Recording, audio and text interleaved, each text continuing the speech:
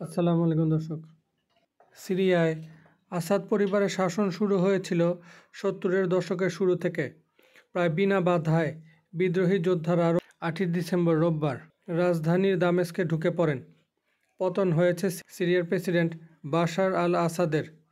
যুদ্ধ পর্যবেক্ষণ group Syrian observatory for human rights বলেছে, একটি ব্যক্তিগত বিমানে রাজধানী দামেস্ক বিমানবন্দর থেকে উড়ে গেছে এবং সম্ভবত এতেই প্রেসিডেন্ট আসাদ ছিলেন।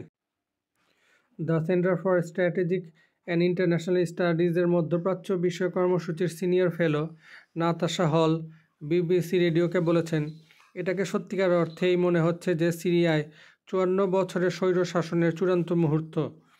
বিদ্রোহী ইসলামপন্থী হায়াত তাহরির আল শামস বা HTS এর প্রধান ঐতিহাসিক মুহূর্ত হিসাবে আখ্যায়িত করেছেন।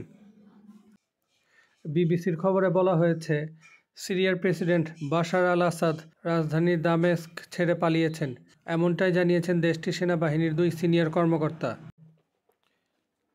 গত কয়েক বছরের মধ্যে সবচেয়ে বড় আক্রমণ চালিয়ে অনেকটা কেউ কিছু বুঝে ওঠার আগেই মাত্র ১২ দিনে আসাদ পরিবারের ৫৪ বছরের শাসনের অবসান ঘটিয়েছে বিদ্রোহীরা। ১৯৭১ সাল থেকে দেশটির ক্ষমতায় ছিল আসাদ পরিবার।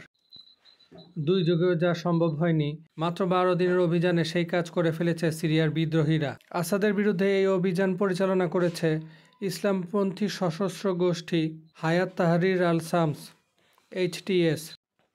বার্তা সংস্থা রয়টার্সের বরাতে বিবিসি জানায়, ৮ই ডিসেম্বর সকালে বিদ্রোহীদের রাজধানী দামেস্কে প্রবেশের আগ মুহূর্তে বাশার আল আসাদ ব্যক্তিগত প্লেনে চড়ে দামেস্ক ইন্টারন্যাশনাল বিমানবন্দর থেকে উড়াল দিলেও তিনি ঠিক কোথায় গেছেন তা জানা যায়নি। এর আগে শনিবার স্থানীয় সময় রাত ৮টায় জাতির উদ্দেশ্যে ভাষণ দিতে চেয়েছিলেন বাশার আল আসাদ, কিন্তু সেই ভাষণ আর তার দেওয়া হয়নি। সাথে থাকার জন্য ধন্যবাদ দর্শক। আসসালামু আলাইকুম।